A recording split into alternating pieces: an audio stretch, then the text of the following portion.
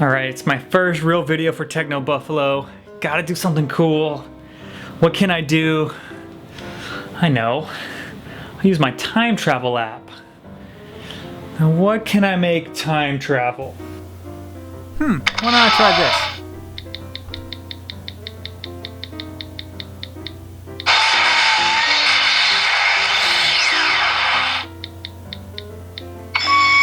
A mouse? That'd be kind of a lame video. iPod. Oh, that might be cool. Alright, first gen iPod. You guys know what that means. It's time for a TechnoBuffalo flashback. Let's do this.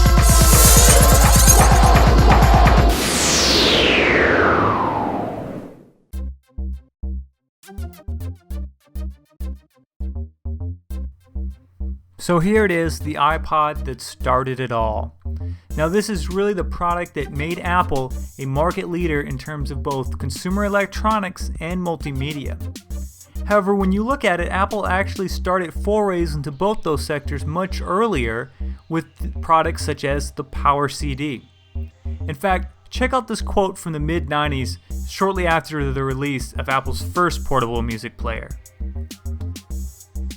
"We don't just want to be a leader in multimedia for Macintosh, we want to be a leader in multimedia, period." Now keep in mind, this was even before the return of Steve Jobs, so Apple definitely had its eye on some kind of music player long before the iPod came out.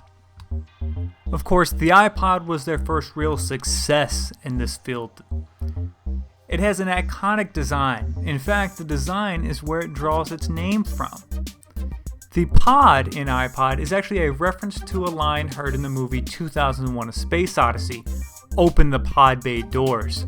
And you can see when you look at the spaceship from that movie how they made that connection.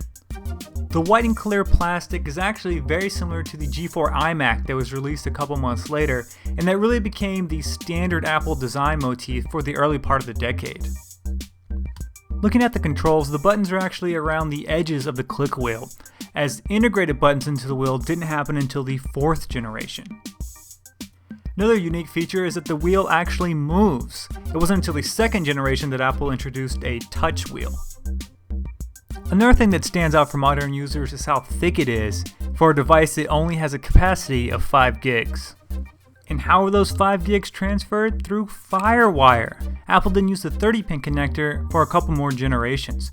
Now why'd they go with FireWire? Well, even though USB 2.0 was released at that time, most computers still used USB 1, which Apple felt just wasn't quick enough to transfer music. So because of this, all the accessories also used FireWire 400.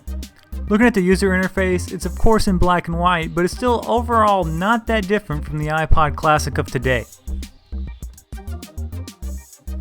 Many people will point to the Bondi iMac as the beginning of Apple's current success, but it probably has a lot more to do with the iPod, as without the iPod, Apple would not be the quintessential high-end consumer electronics company it is today. One more thing, if you guys ever need proof that tech pundits are often wrong, I suggest googling original iPod review, in which many tech writers question whether the iPod would be a success at all.